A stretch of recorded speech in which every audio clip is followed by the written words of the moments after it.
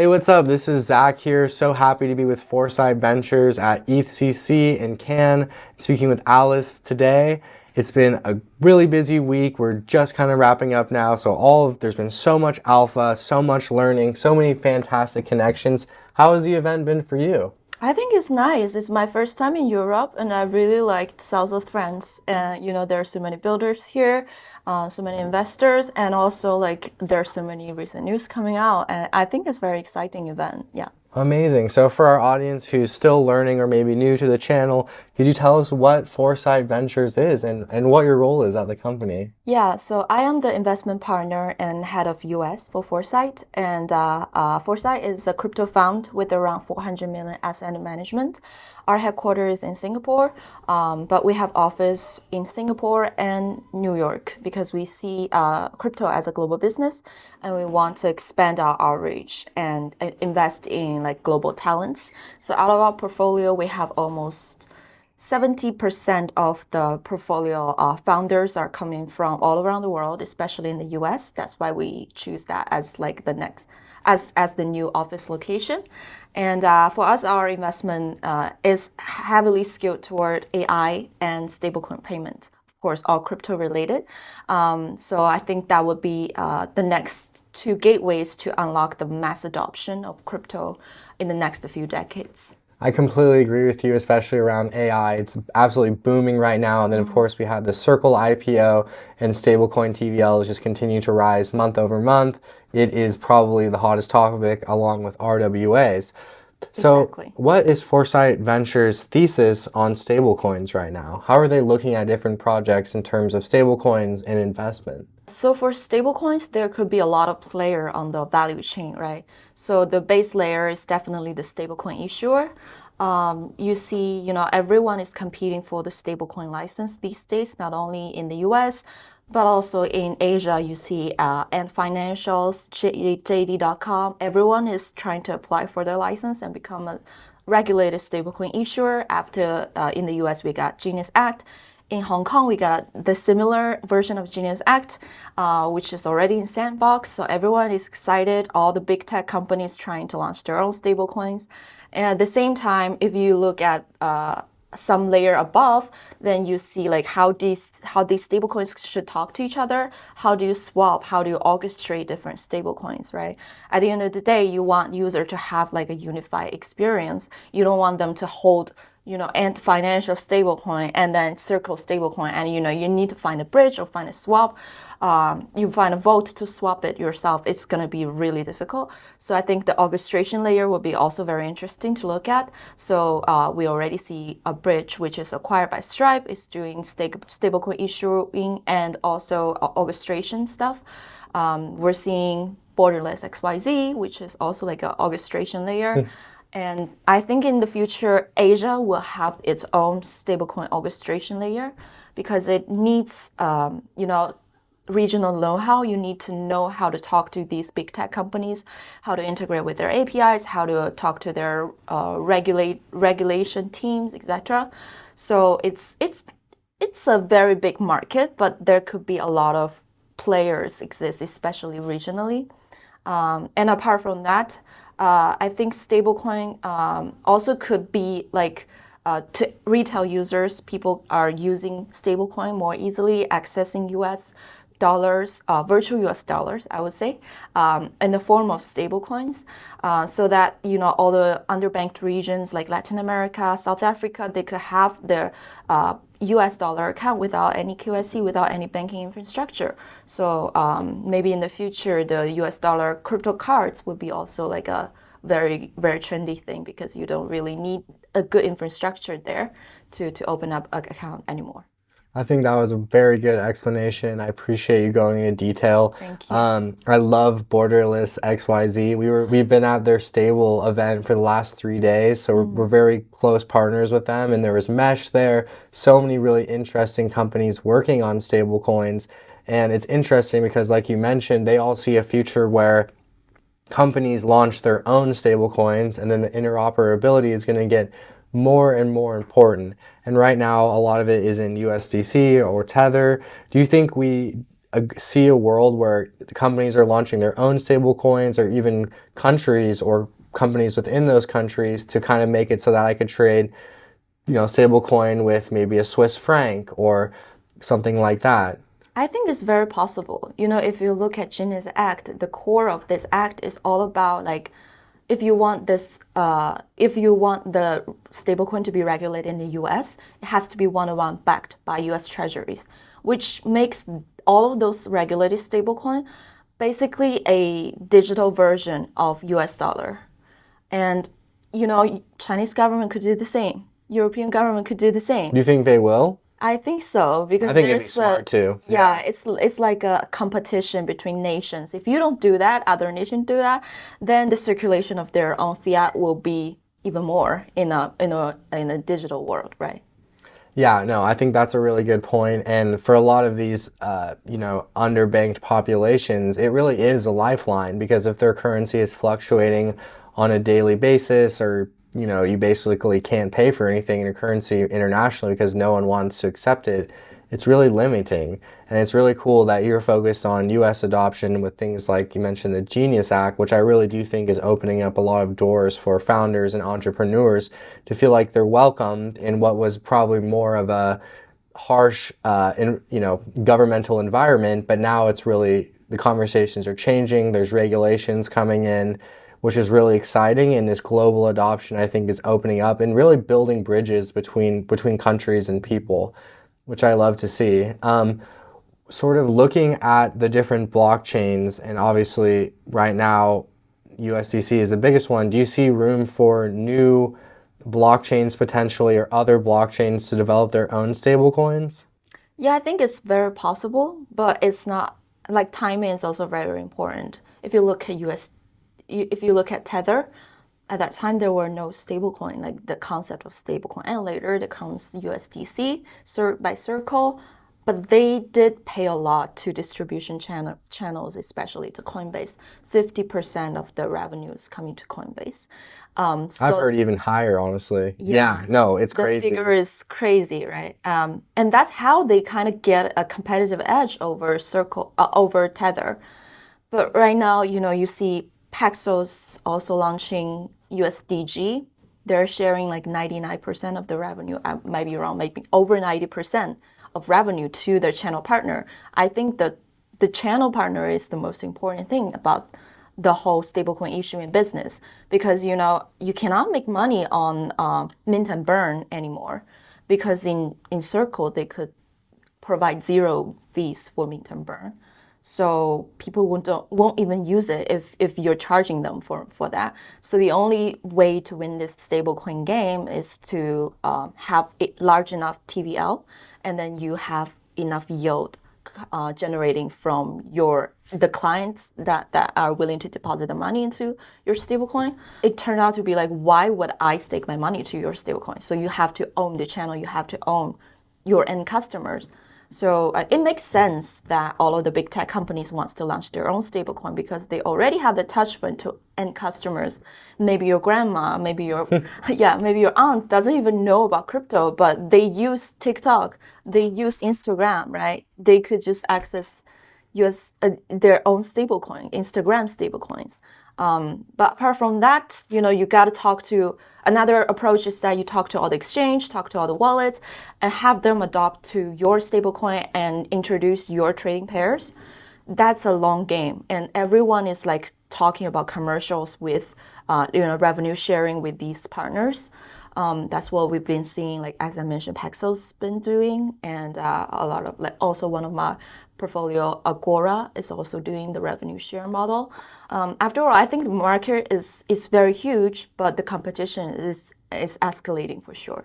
And do you think it's going to be the race to who can provide the best yield ultimately, or who can maybe have the best distribution? Because like as a consumer, I always want to get the highest amount of yield I can get. Treasury bills are paying very well right now. What do you think is going to drive that success? I think in a regulated perspective, all the yields wouldn't be that much different. Right. Yeah, that depends on like how much you're willing to give out to end customers, how much you're willing to give out to distribution partners.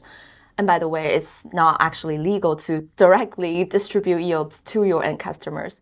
So it's all about the rev share with your channel partner. So I think distribution will be more important in the future. When you look at companies that you're investing in the United States, what are some key features that you look for that maybe would make you say yes, like I'm totally in for this company, or no, like a red flag potentially? So for us, a yes will come when the business model makes sense. We wanted to invest in companies that can generate real revenue and exist for at least next 5 to 10 years. That means all of the, maybe I wouldn't name a few narratives that's already been proven not working. Algorithmic stablecoins, for example. Right, algorithms, stablecoins, Yeah. for sure. Not going back, yeah. Yeah, and also like on-chain gaming, we never invest in them because we don't really see the trend, the market is going to be there for the next 5 years. But I think stablecoins definitely already been proven, and then also AI. It's changing people's lives, and I'm thinking about like maybe in the future all the agents can have their own wallets, and they have their own agent identity that can allow them to use money, use stablecoin to talk to each other, right?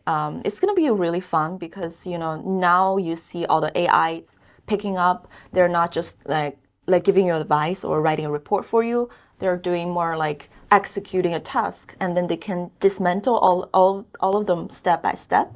And they can at the same time, they would definitely need the ability to trade, to pay other agents, pay human, pay for data and everything. And if you go with the local, if you go with the fiat rails, you probably need to go through all the painful KYC process, and banks don't really recognize this transaction as a legit transaction, because agents is not a human. And like, what if they do something wrong? How are they going to be liable for the decision that they make?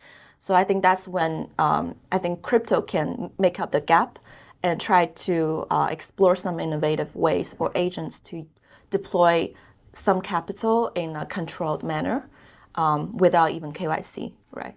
Are you most bullish on the use case of agents for AI, and what other use cases for AI are you interested in investing in? I think the payment is definitely something I'm very interested in. And then I think trading is also very interesting. We're, helping some portfolios to build out the AI trading platform and also the AI trading algorithm. I think that's all very, very fun to explore. How do you look at founders? Like, what do you think makes a good founder? I would say a good founder would have several like traits. I think the first one is definitely the founder has to be smart, because in a crypto world, and also like we're embracing the regulation right now, so everything's changing. You need to learn new stuff. You cannot stuck in the past. What happened? Like DeFi, NFT is already not here. It's now the stablecoin summer. It's now maybe I love the that. future. That's a great term. Yeah, the AI summer. So you've got to be brave enough to embrace the changes, and you got to be accurate, and you got to be very mindful of what big players are doing. Maybe today your business model works, it completely makes sense, but tomorrow, what if Robinhood did the same thing? What if Circle did the same thing? Coinbase did the same thing? What would be a competitive edge, right? I would think being a clever founder and being always up to date to the market is the most important thing. And then the second thing is try to make decisions wisely, because as a startup, I understand that you don't have much funding, you don't have much resources, and your team is small. They cannot, do a lot of things at the same time. The most common mistake that I see is like you have a big vision and the founder wants to do everything. But you got to choose one niche and like a needle solution that can actually work, and you can put into practice with a minimum viable product.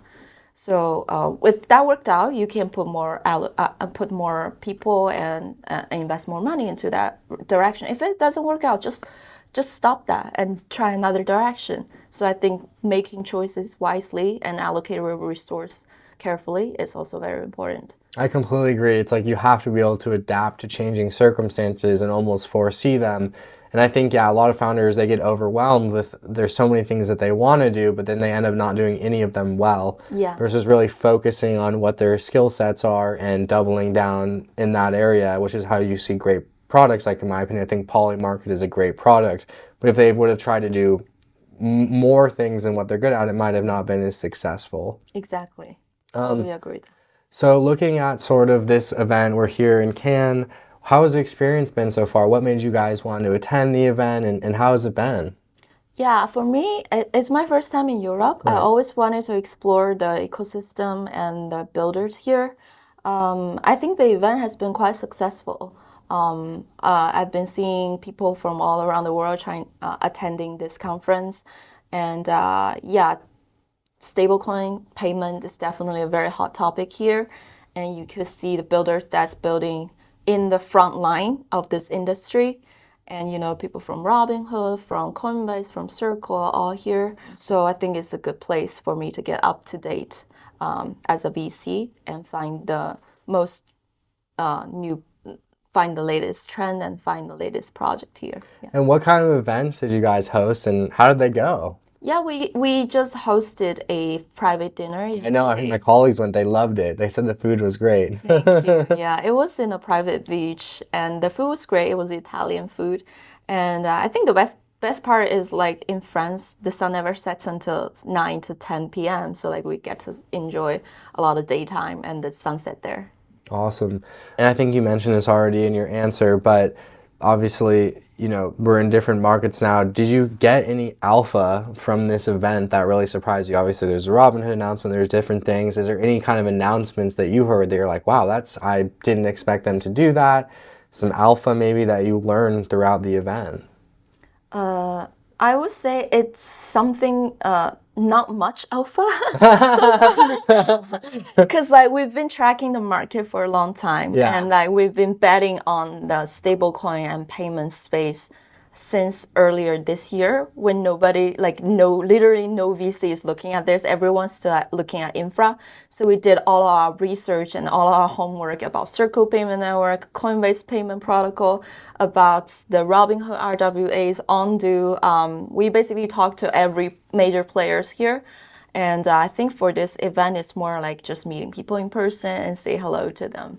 And yeah, we'll see how it goes. I mean, like we still have a long way to go, and it's inspiring to talk to all of those innovators. But I cannot share that much because it's definitely like their secret, right? They cannot actually share it to everyone.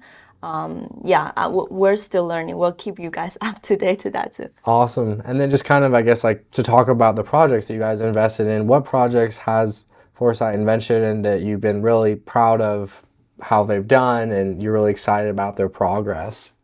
We've invested in over 150 portfolio companies so far. And another one deal that we have that I'm personally very proud of is Dinus Club Singapore, which is one and only crypto-friendly crypto bank. Oh, wow. Yeah, Singapore. That is really cool. Yeah, and then they're doing a lot of crypto cards issuance in Asia.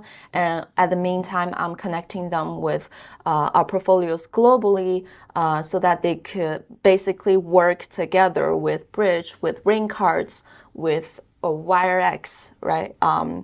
So basically, it's like they have the Asian card bin that could be able to launch crypto card programs to Asian users, while Bridge and Ring could, serve the Western users. I think that would be a really good complement. Yeah, and I had an interview with Rain about 2 days ago, and they said the demand is insane right now. Everybody wants a crypto card all over the world. So it's like, I think that's a really good investment. And yeah.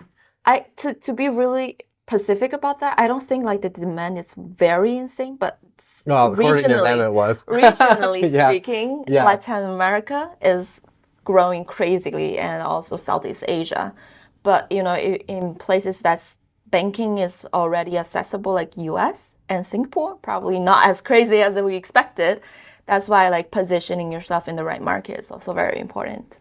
Awesome. Well, thank you so much, Alice, for the fantastic interview. I learned so much. For all of our viewers, I encourage you to follow Foresight Ventures to get all the latest updates. And you can clearly tell that Alice knows a lot about what she's talking about. She did her homework, and they've been investing in stablecoins since the beginning of the year, like she said, while others were invested in infra. Yeah. So you guys are ahead of the curve. Yeah, so thank you. Thank you so much for the interview. Thank you, Zach, for the great questions. Thank you.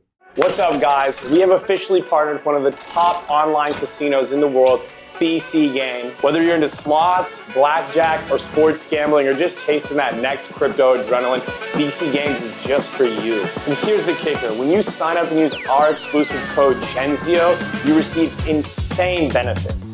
With your first deposit matched, daily, weekly, and monthly rewards, priority support, and faster withdrawals. And on top of that, random airdrops and free spins. I mean, if you're gonna game, why not do it on the platform that is supporting the future of Web3 entertainment and get rewarded while you're at it? Listen, this isn't just luck, this is strategy.